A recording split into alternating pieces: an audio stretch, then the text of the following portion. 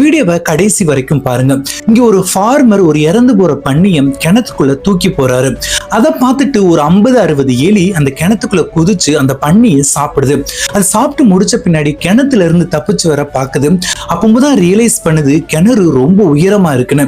So அந்த 50-60 எலியுமே அங்கேயே stay பண்ணிடுது. நாட்கள் கடந்து போக அவங்களுக்கு பசிக்கும் போது இறை எங்க எதுவுமே கிடைக்கல. இதனால எலிகள் ஒன்றோடு ஒன்று அடிச்சுக்கிட்டு சாப்பிட ஆரம்பிக்குது. எல்லா எலியுமே செத்து போச்சு. ஒரே ஒரு எலி மட்டும்தான் இருக்கு. அந்த எலி ரொம்ப ஆக்ரோஷமா ரெட் ஐயோட இருந்துச்சு. இதை பார்த்த ஃபார்மர் ஒரு கயிறை போட்டு அந்த எலியை காப்பாத்துறாரு. ஏன் அந்த எலி மேல இருந்த அனுதாபத்துல காப்பாத்தினாரா? அது இல்லைங்க, தன்னுடைய இனத்தையே அழிச்சு சாப்பிட்ட அந்த எலி இப்ப அந்த பயிர் வயல்ல விட்டு என்ன ஆகும், அங்க இருக்கிற மத்த எலியெல்லாம் இது கொண்டு சாப்பிட்டுன்னா அவர் அதை விட்டாரு. சைக்காலஜில சொல்றாங்க டிவைட் அண்ட் காங்கர் ட்ராப்னு. நம்ம லைஃப்லயும் இப்படி தாங்க, நமக்கு மேல உள்ளவங்க நம்மளுடன் டைரக்டா வந்து சண்டை போட மாட்டாங்க. அவங்களுக்கு கீழே உள்ளவங்களை மூட்டி விட்டு தான் சண்டை ஆரம்பிப்பாங்க. இது நம்மளுக்கே தெரியாது நம்ம அந்த ட்ராப்ல இருக்கிறோம்னு. மோசமான சூழ்நிலை என்னன்னு தெரியுமா? நம்மளுக்கே தெரியாது நம்ம அடுத்தவங்க மேல போட்டி போட்டுக்கிட்டு இருக்கோம்னு. ஆனா நம்ம அதோட பகுதின்னு நம்மளுக்கு என்னைக்குமே ரியலைஸ் பண்ண மாட்டோம்.